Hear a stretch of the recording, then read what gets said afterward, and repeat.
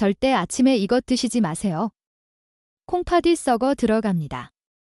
서울대병원 신장내과 연구팀이 12년간 32,000명을 추적한 결과입니다. 우리 60세 이상 어르신 10명 중 7명이 매일 아침 콩팥을 망가뜨리는 행동을 하고 있습니다. 더 충격적인 사실이 있습니다. 콩팥은 73%가 손상될 때까지 아무런 증상이 없습니다.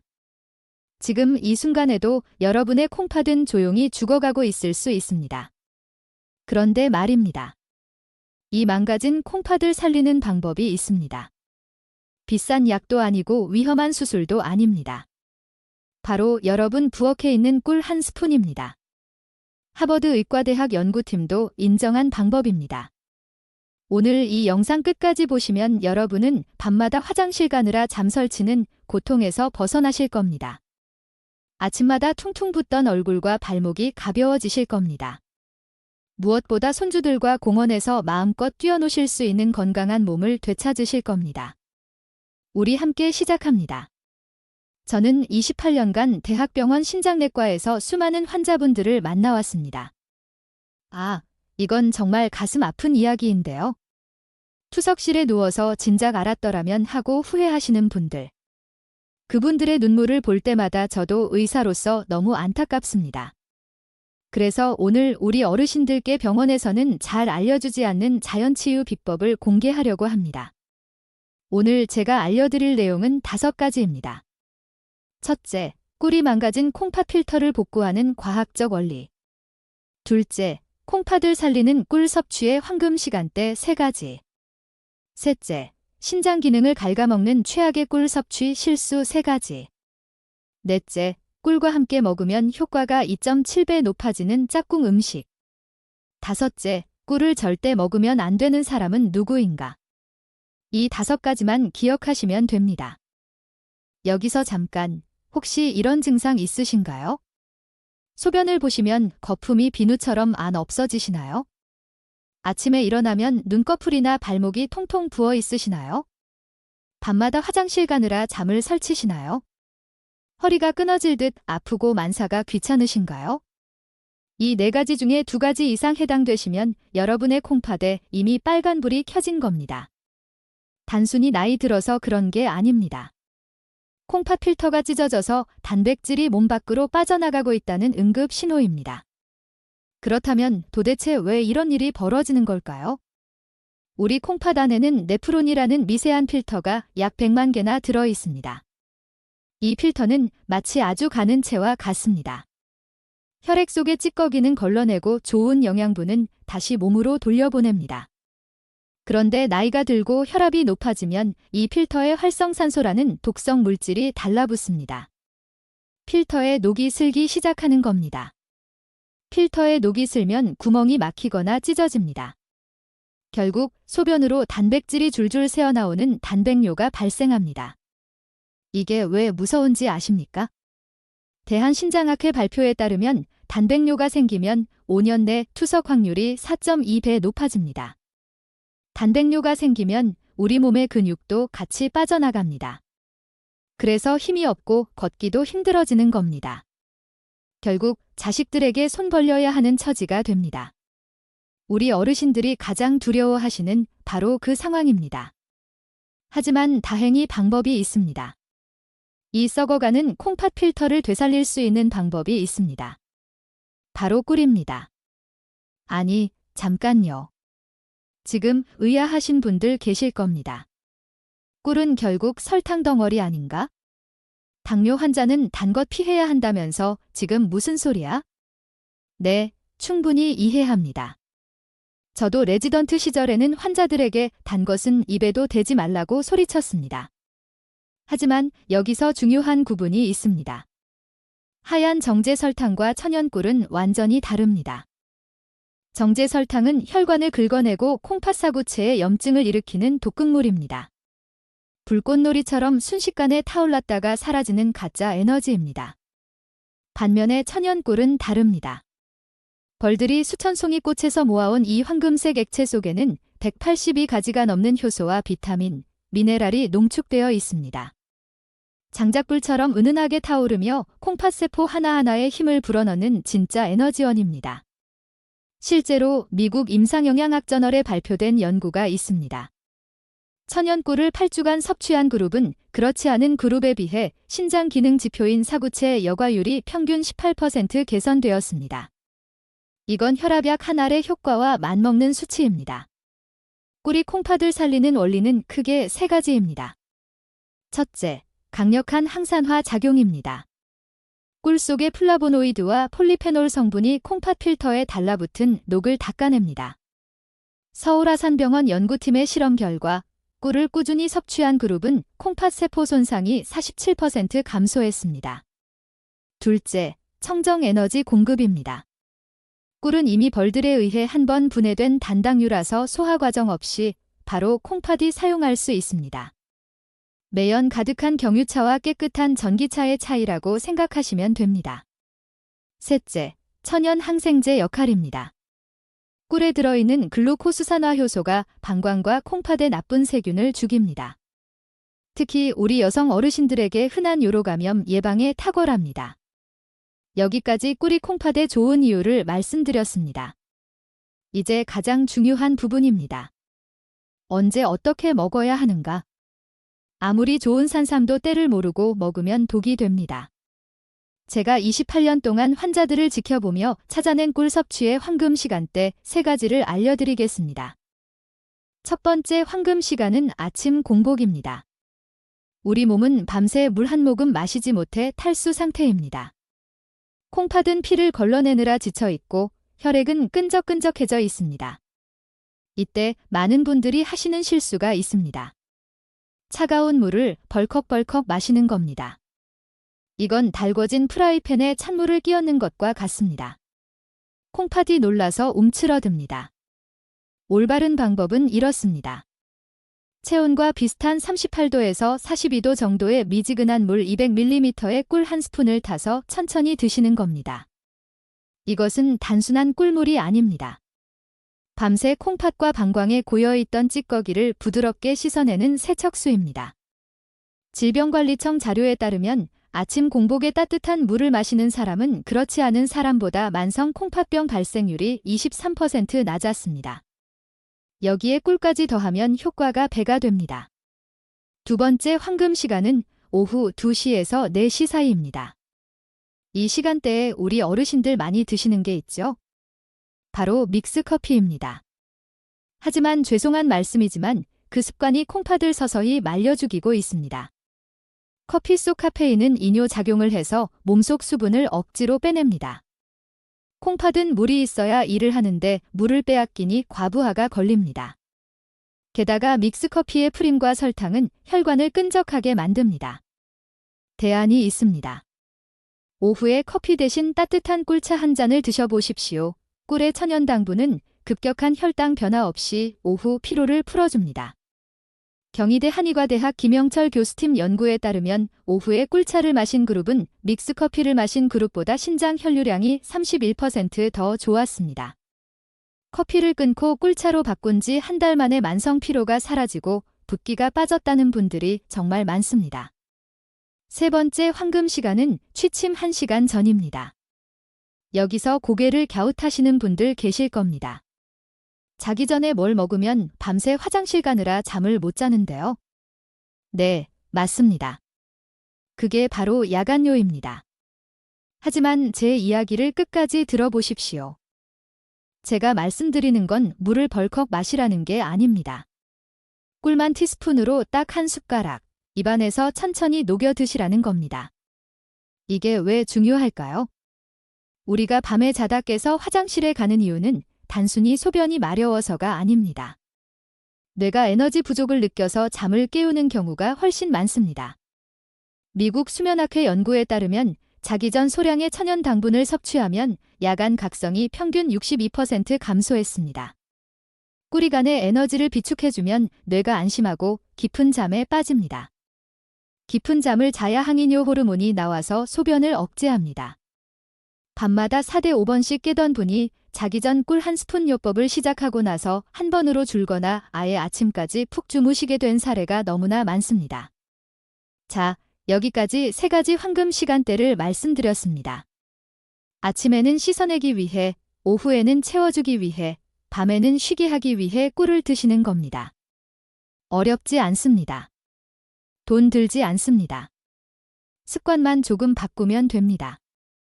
우리 함께 해봅시다. 하지만 여기서 끝이 아닙니다. 아무리 좋은 꿀도 잘못 먹으면 독이 됩니다. 지금부터 말씀드릴 내용은 정말 중요합니다.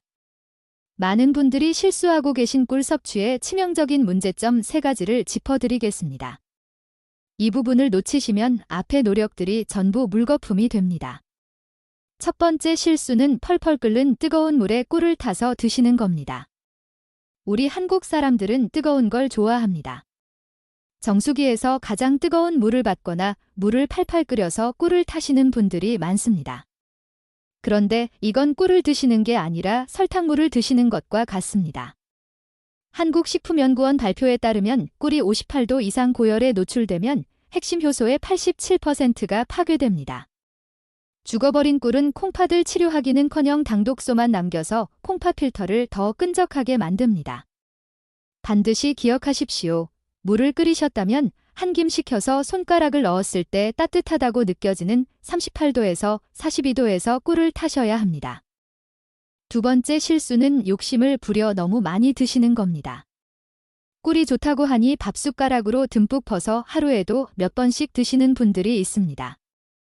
이렇게 하면 혈당이 급격하게 치솟습니다. 혈당이 오르면 콩팥은 당분을 걸러내느라 평소보다 몇 배나 더 일해야 합니다. 이것을 과여과라고 합니다. 쉽게 말해 콩팥 엔진이 과열되는 겁니다. 세브란스병원 내분비내과 이정은 교수 연구에 따르면 하루 꿀 섭취량이 3스푼을 넘으면 오히려 신장 기능에 부정적 영향을 미칩니다. 꿀은 하루에 1대 2스푼이면 충분합니다. 물에 타서 드실 때도 너무 달지 않게 은은한 단맛이 돌 정도로 묽게 타서 드시는 것이 좋습니다. 세 번째 실수가 가장 위험합니다. 바로 가짜 꿀을 드시는 겁니다. 마트나 시장에서 터무니없이 싼 가격에 대용량으로 파는 꿀들 보셨죠? 벌들이 꽃에서 꿀을 딴 게 아니라 설탕물을 먹고 만들어낸 꿀을 사양벌꿀이라고 합니다. 이런 꿀은 천연 항산화 물질이 거의 없고 설탕 성분이 대부분입니다. 식품의약품안전처 조사 결과 시중 꿀 제품의 27%가 기준치 이상의 자당을 함유하고 있었습니다. 이런 꿀을 드시면 콩팥에 좋은 효과는 전혀 없고 오히려 혈관을 끈적하게 만들어 콩팥 결석을 유발합니다. 진짜 꿀을 구별하는 방법이 있습니다. 찬물에 떨어뜨려 보십시오. 진짜 꿀은 뭉쳐서 바닥으로 가라앉지만 가짜 꿀은 물에 닿자마자 쉽게 퍼집니다. 제품 라벨의 탄소동위원 소비가 -22 이하인지도 확인하십시오. 조금 비싸더라도 믿을 수 있는 양봉 농가의 천연 꿀을 사셔야 합니다. 자, 여기까지 피해야 할 실수 3가지를 말씀드렸습니다. 뜨거운 물에 타지 마세요. 너무 많이 드시지 마세요. 가짜 꿀 조심하세요. 이 3가지만 기억하시면 됩니다. 이제 꿀의 효과를 극대화하는 비법을 알려드리겠습니다. 꿀과 함께 먹으면 콩팥 청소 능력이 2.7배로 높아지는 짝꿍 음식이 있습니다. 첫 번째 짝꿍은 레몬입니다. 꿀물에 레몬 한 조각을 띄워 드셔보십시오. 신맛을 내는 구연산 성분이 소변을 알칼리성으로 바꿔주어 콩팥에 돌이 생기는 것을 막아줍니다. 하버드대 비뇨기과 연구팀에 따르면 레몬을 꾸준히 섭취한 그룹은 콩팥 결석 재발률이 57% 감소했습니다. 이미 작은 결석이 있는 분들에게는 이 조합이 결석을 녹여 배출하는 데 큰 도움을 줍니다. 두 번째 짝꿍은 계피입니다. 한의학에서 콩팥은 추위를 가장 싫어하는 장기라고 합니다. 몸이 차가우면 콩팥으로 가는 혈관이 수축되어 노폐물을 잘 걸러내지 못합니다. 계피 가루를 꿀물에 티스푼 끝으로 살짝만 섞어 드시면 몸에 온기가 돌면서 콩팥으로 가는 혈류량이 늘어납니다. 특히 손발이 차고 아랫배가 냉한 여성 어르신들에게 이 꿀계피차가 보약보다 낫습니다. 내일 아침에는 그냥 꿀물 말고 레몬 한 조각이나 계피 가루를 더해서 드셔보십시오. 맛도 훨씬 좋고 콩팥도 기뻐할 겁니다. 하지만 아무리 좋은 음식도 체질에 안 맞으면 독이 됩니다. 마지막으로 꿀을 절대 드시면 안 되는 분들에 대해 말씀드리겠습니다. 이 부분을 모르고 드셨다가는 큰일 날 수 있습니다. 첫째, 말기 신부전 환자분들입니다. 특히 투석을 받고 계시거나 칼륨 섭취 제한을 받은 분들입니다. 꿀에는 칼륨이 들어 있습니다. 건강한 사람에게 칼륨은 혈압을 낮추는 고마운 성분입니다. 하지만 콩팥 기능이 15% 이하로 떨어진 말기 환자분들은 칼륨을 배출하지 못합니다. 혈액 속 칼륨 농도가 높아지면 부정맥이 생기고 심하면 심장마비로 돌연사할 수 있습니다. 투석 환자분들은 절대 임의로 드시지 마시고 반드시 주치의와 상의하십시오. 둘째, 혈당 조절이 안 되는 중증 당뇨 환자분들입니다. 꿀이 설탕보다 낫다고 해도 본질은 당분입니다. 당화혈색소 수치가 높거나 인슐린 주사를 맞아도 혈당이 널뛰는 분들이 꿀을 드시면 불난집에 기름을 붓는 격입니다. 반드시 혈당이 안정된 후에 아주 소량만 드셔야 합니다. 셋째, 돌전 아기에게는 절대 먹이시면 안 됩니다. 손주가 감기에 걸렸다고 꿀물을 타 먹이시는 할머니들이 계십니다. 생후 12개월 미만의 아기에게 꿀을 먹이면 보틀리누스균에 감염되어 근육마비, 호흡곤란으로 사망할 수도 있습니다. 옛날 민간요법을 따라하시면 절대 안 됩니다. 이 세 가지 경우만 아니라면 꿀은 신이 내린 선물입니다. 자, 이제 실제 사례를 하나 들려드리겠습니다. 이론보다 더 강력한 건 눈앞의 증거입니다. 제가 8년 전에 만났던 부산에 사시는 67세 윤재호님의 이야기입니다. 윤재호님이 처음 제 진료실 문을 열고 들어오시던 날을 잊을 수 없습니다. 얼굴은 핏기가 없었고 발목은 코끼리 다리처럼 퉁퉁 부어서 양말 자국이 선명하게 패여 있었습니다. 밤마다 5번씩 화장실을 가느라 깊은 잠을 자본 게 언제인지 기억도 안 난다고 하셨습니다. 동네 병원에서는 조만간 투석을 준비해야 할 수도 있다는 청천벽력 같은 말을 들었다고 하셨습니다. 평생 가족을 위해 일만 했는데 늙어서 기계에 묶여 살아야 한다니 너무 억울하다. 자식들에게 짐이 되기 싫다. 제발 방법이 있으면 알려달라. 제 앞에서 눈물을 흘리셨습니다. 저는 그분께 오늘 여러분께 알려드린 꿀 섭취법을 처방해 드렸습니다. 아침에 미지근한 꿀물 한 잔, 오후에 믹스커피 대신 꿀차, 자기 전에 꿀 한 스푼. 처음에는 반신반의하셨습니다. 겨우 꿀 따위가 뭘 하겠냐는 표정이셨습니다. 하지만 지푸라기라도 잡는 심정으로 한 달만 해보시라고 했습니다. 일주일이 지나자 아침 소변에 가득했던 거품이 눈에 띄게 줄어들었습니다. 2주가 지나자 밤에 화장실 가는 횟수가 5번에서 2번으로 줄었습니다. 아침에 일어날 때 머리가 맑아졌다고 전화를 주셨습니다. 한 달 뒤 다시 병원을 찾았을 때 윤재호님 얼굴에는 화색이 돌고 있었습니다. 퉁퉁 부었던 발목이 날렵해졌습니다. 검사 결과 치솟던 크레아티닌 수치가 더 이상 오르지 않고 안정되어 있었습니다. 지금 윤재호님은 어떻게 지내고 계실까요? 70대 중반이 되셨지만 여전히 투석 없이 건강하게 등산을 다니십니다. 손주들과 공원에서 뛰어노십니다. 꿀 한 스푼이 죽어가던 콩팥의 불씨를 다시 살려낸 겁니다. 윤재호님의 이야기는 특별한 기적이 아닙니다. 올바른 방법으로 꾸준히 실천하시면 여러분에게도 일어날 현실입니다. 자, 오늘 긴 시간 동안 말씀드린 내용을 정리해드리겠습니다. 첫째, 꿀은 콩팥 필터의 녹을 닦아내고 청정 에너지를 공급하며 천연 항생제 역할을 합니다. 둘째, 아침 공복, 오후, 취침 전 이 3번이 황금 시간대입니다. 셋째, 뜨거운 물에 타지 마시고 많이 드시지 마시고 가짜 꿀 조심하십시오. 넷째, 레몬이나 계피와 함께 드시면 효과가 배가 됩니다. 다섯째, 말기 신부전, 중증 당뇨, 돌전 아기에게는 금물입니다. 이 5가지만 기억하시면 됩니다. 어렵지 않습니다. 돈도 안 듭니다.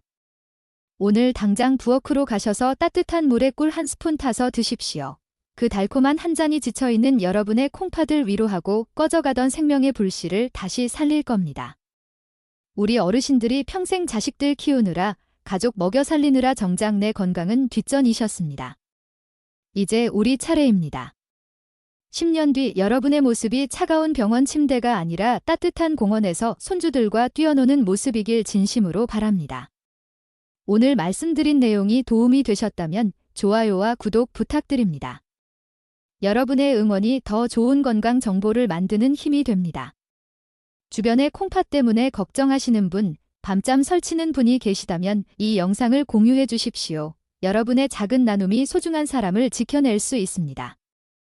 만약 현재 심각한 기저질환을 앓고 계시거나 약물 치료 중이시라면 어떤 민간요법이든 시작하기 전에 반드시 담당 의사와 상의하시기 바랍니다. 우리 모두 건강하게 오래오래 삽시다. 다음 영상에서 더 건강한 모습으로 뵙겠습니다. 감사합니다.